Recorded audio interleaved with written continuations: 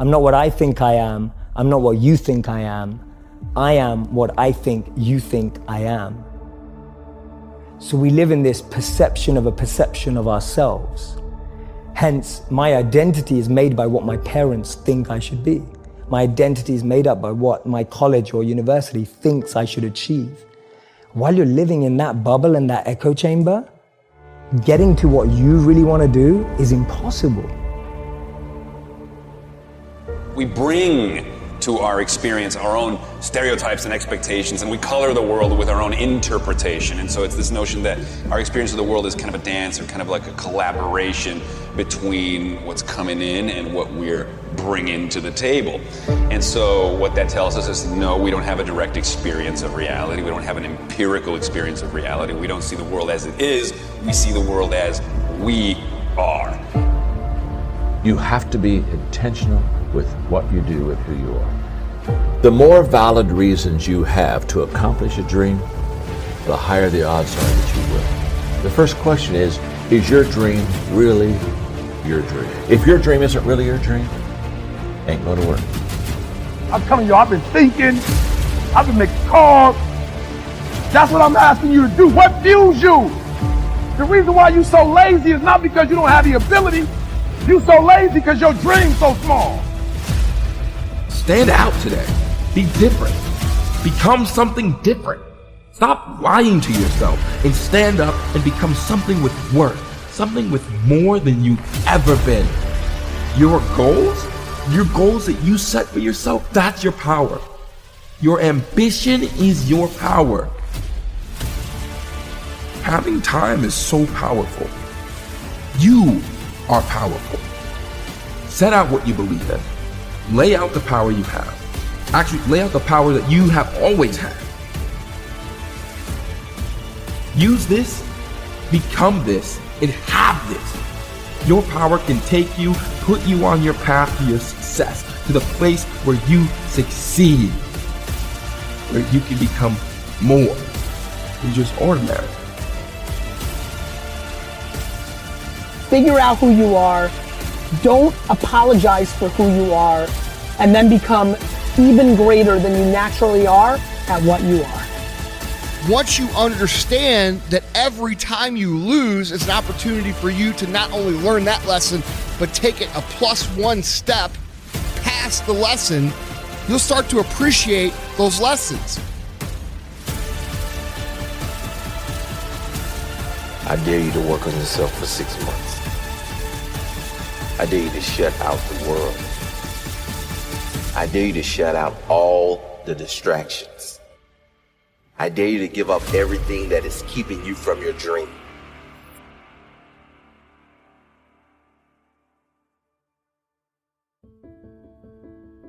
It's been important for me to empower my children, but not only my children, but thousands of young people across the country.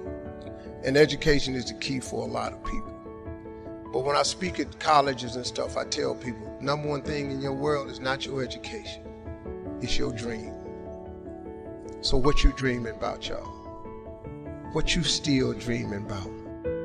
No matter how terrible a situation is, no matter how bad it is, there's still going to be a rose that grows from that concrete. Every person on this planet is capable of changing the world by changing themselves. I've always had friends who are older than me.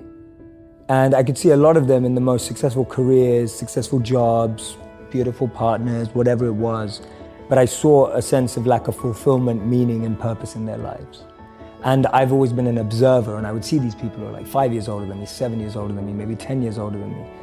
And I'd be watching them and go, is that the life I want? And often the advice I give to people today is fast forward where you are, look at yourself in 10, 15, 20 years time, and ask yourself the question, is that where I want to be? If you're in a company, look at the person who's 20 years ahead of you and ask yourself, is that where I want to be? If you're in a startup, look at where other startups have got to in similar roles and go, is that where I want to be? And if the answer is no, then you need to find a new path. You set the small goals, you achieve those goals, then set some more and achieve those, and set some more goals, maybe a little bit bigger, but not that much bigger. You pay attention to the progress. Just start small. Start with changing tomorrow morning, just tomorrow morning. Get that squared away. And then move on to the next day and the next, and move your life to a better place. One little step, one little victory at a time. You should dream outlandish dreams. If it's in your imagination, it's possible. Do you know that you can't think of something that can't happen? You know it's impossible to think of the impossible. It's not possible. So if you think it, it's possible. And if you live your life in possibilities instead of probabilities, you have a greater chance of finding happiness.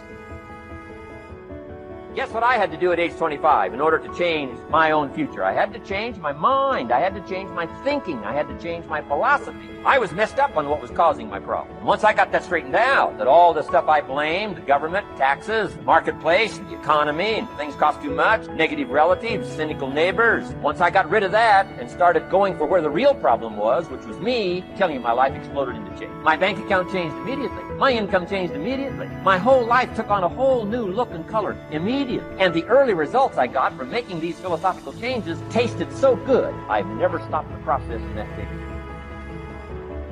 What I'm sharing with you is stuff that everybody can apply today. If you're sitting in here thinking that you're too old to listen to what Steve, hell, I'm 60. I'm 60 years old, but I still rely on my imagination. See, if you think you're too old to make it, let me give you a prime example. Colonel Sanders. Colonel Sanders has been frying chicken his whole life. He was telling everybody he had the best chicken in the world. Ain't nobody believe him. They turned him down everywhere. Colonel Sanders didn't get a franchise till he was in his 60s. Kentucky Fried Chicken sell more chicken than anybody in the world today.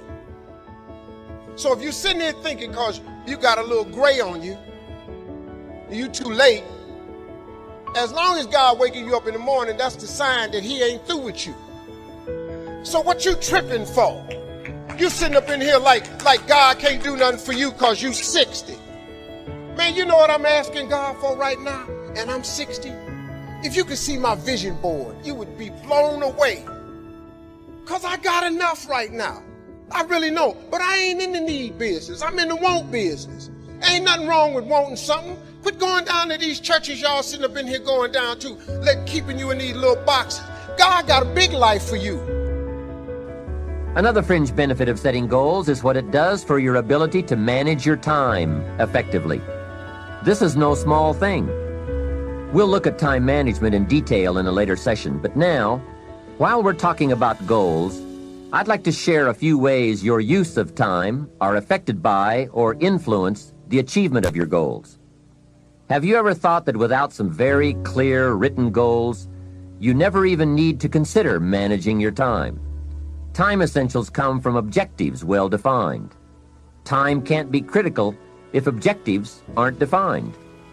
Now you might be one of those uniquely fortunate individuals who can keep all their objectives and purposes clearly defined in their minds and operate from that. But I wouldn't take the chance. Write your goals down and set careful priorities. Sometimes priorities are determined by the season. For a farmer in springtime, the season dictates his most important activities. During the spring, a farmer must work around the clock, burn the midnight oil, and keep the equipment running because he has only this small window of time for the planting of his crops. One of the difficulties of living in an industrialized society is the losing of the sense of seasons. When to pour it on, when to ease back, when to take advantage. It's easy to keep going from 9 to 5, year in and year out, and lose a natural sense of priorities and appropriate time. Don't let one year just blend into the next. Keep an eye on your own seasons, lest you lose track of values and substance.